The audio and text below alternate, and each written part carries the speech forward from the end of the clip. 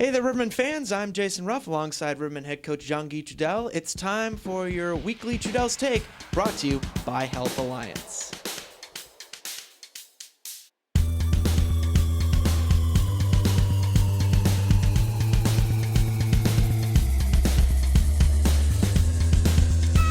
Guy, another week, another show. Coming off a loss to Friday against Quad City, but I thought that the Rivermen, for the most part, looked like the better team. Certainly an improvement compared to the last time you played the Storm here at home. Yeah, it was nice. It was our first week of practice, and we got a week of practice under our belt with most guys, so it's kind of nice to get a little structure in. Before that, I think it was 2 to 3 weeks without a skate. So it was not a skate, but with a team skate. So it was kind of nice. We put a little structure. I thought the boys did well, responding well to playing only 13 skaters. And, we lost McMartin also in the second period. So, 12 skaters the rest of the game. And I really thought guys bought in and the way we wanted to play. And we had our opportunities, 2-3 lucky bounces for them. And then a 5-on-3 at the end that kind of sealed it. So it is what it is. I've been around, and there's a lot of ways to lose a game. That's an unfortunate one, but it is what it is. And we just had to lick our wounds and come back Monday and get ready for work because we have Huntsville coming in. So that's a big opponent right there. Absolutely. But going back briefly to that road game, I thought the atmosphere incredibly hostile, and I thought the Rivermen, for the most part, really handled it well. That's the most hostile crowd I think they may see all year. Yeah, I mean, it's a rivalry. It's us against Quad City. It's rivals, and I love it there. I love when their crowd is loud, and I love the hostility. I always enjoyed it. I think it's a great challenge, but it was fun, and unfortunately, like I said, that third goal off another power play. I think they had 5 power plays in that third, so they the half wall there that kind of tied the game up, and then 5-on-3 at the end of the game. So I mean, it is what it is. A little bit was undisciplined, and a little bit is just not getting the call on the road. Alec Hagman, 4 goals in his last 2 games. What do you think is clicking for him from your vantage point? Because we all know he's a guy that usually starts off slow, but then kicks into high gear. Seems like it's going to be potentially a little bit the opposite. He's just kicking it off to start.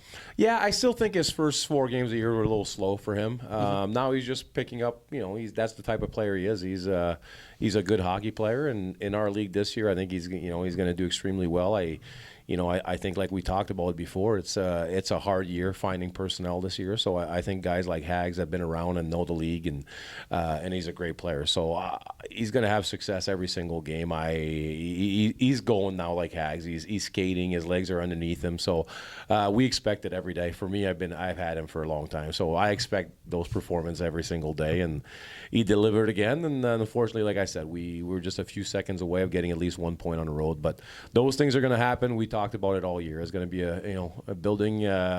It's not going to be building right away. It's going to be a year. That's going to be a process, and I love the way the process is going right now. Speaking of big key players, do we have an update on Cody Dion and Mike Laley and their potential availability for this weekend? Yeah, Cody and Mike are going to be in this weekend, so we're adding 2 pieces there, and then also, as you can see, we're going to talk about later the transaction we just did today. So we lost a few, and Marty got injured. He won't be there this weekend.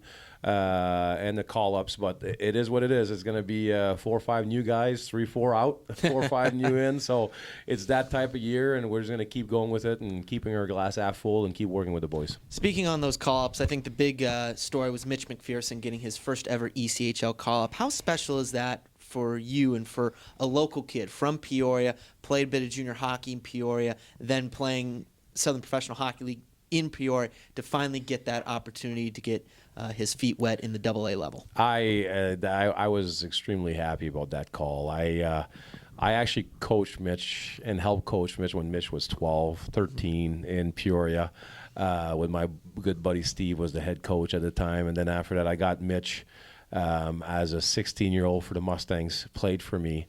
And then he went on the levels and then came back for the Mustangs. And then after that, played D3 college hockey. And I think a lot of kids sometimes in Peoria don't expect to play pro hockey. But Mitch is that kind of guy that's got that quiet confidence. And he's a very smart hockey player. He grabs on the details and habits pretty quick.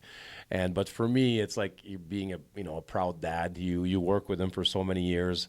And the last few years here for Rivermen, and just a young kid from Peoria getting a chance to play in the ECHL. I mean, it's it's a lot of fun, and I can't wait to, I'm going to watch his first game. And like I said, it's like a proud dad moment for me.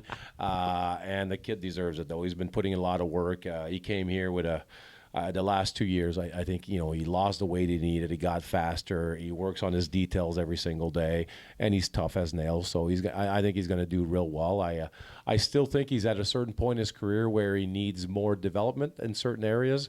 But just for me, just to watch him Wednesday is going to be an absolute fun time for me at home watching Mitch doing well in the ECHL. Oh my goodness! I bet you're probably gonna have a whole watch party at your house, I'm guessing. Yeah, it's going to be fun. I'm sure his parents here in Peoria are really proud. Also, Darwin and all his family here. I'm sure they're pretty proud of it, and I'm sure a lot of people here in Peoria are going to be watching.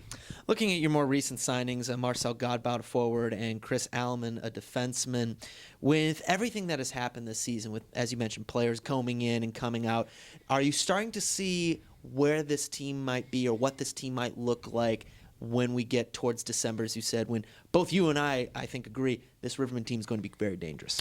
I think so. I saw a lot of good things, and it always depends on injuries and call-ups, to be honest with you. But even the guys that we had through the organization right now, if we get everybody together and put them all together, I think we'd already be pretty good. And then after that, it's about putting the details, the structure. Because for me, you have to be a group together for a while to get all those habits and details and structure and everybody playing together.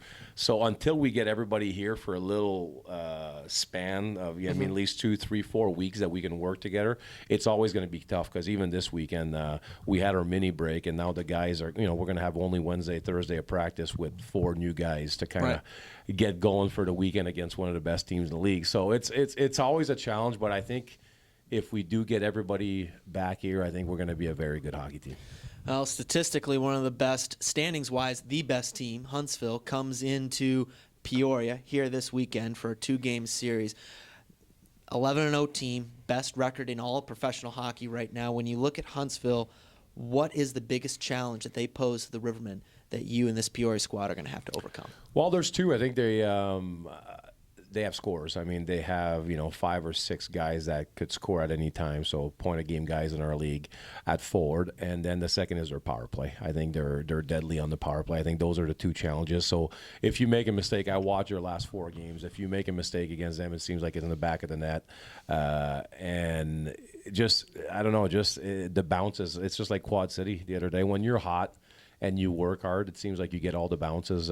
You look at 2 or 3 of those goals were just absolute lucky bounce in Quad City. And I watch Huntsville's game. That's a little bit the same thing. It's not like they're completely dominating opponents, but every time they get a chance to score, it's in the back of the net. So that's the challenge about teams like that. You just don't want to make mistakes, and you have to have everybody on the same page to make sure that that doesn't happen. And, of course, the Rivermen hosting the Huntsville Havoc this Friday and Saturday at 7:15 p.m. It is Peanuts weekend, so the Rivermen are going to be wearing some specialty Peanuts alternate uniforms. And, of course, fans can bring a canned food item to benefit CityLink's Stuff a Bus food drive. If you bring a couple of canned food items, you'll be entered to win one of 6 signed Rivermen specialty jerseys. They'll be raffled off after each period. Guy, last question before I let you go. What is your favorite Peanuts character?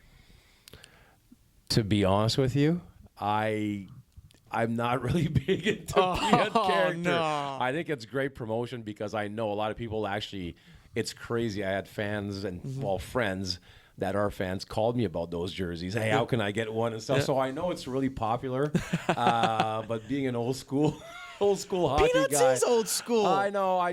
I'm from Canada, man. Mike Schultz is from Minnesota. That's basically Canada South. I'm French Canadian. I don't know. I didn't watch Peanut growing up, so I just like Snoopy, I guess, right? Snoop, there you go. I like Snoopy that just laid on his house, correct, and just stayed there, and that's, I guess, I'll go with Snoopy, man. Yeah, there you go. Snoopy, Jean-Guy Trudel's favorite character. Again, fans, if you want to get some of those jerseys, you can get a team-signed jersey by entering into the raffle. Again, bring a non-perishable food item. The more food items you bring, the better your chance to win. And, of course, the game-worn jerseys will be auctioned off at the conclusion of Saturday's game. Jean-Guy Trudel, thanks so much for your time. Best of luck this weekend. Big Green Lab, always a pleasure. Try Big Green Chestnut. There you go. For Jean-Guy Trudel, I'm Jason Ruff. This has been Trudel's Take.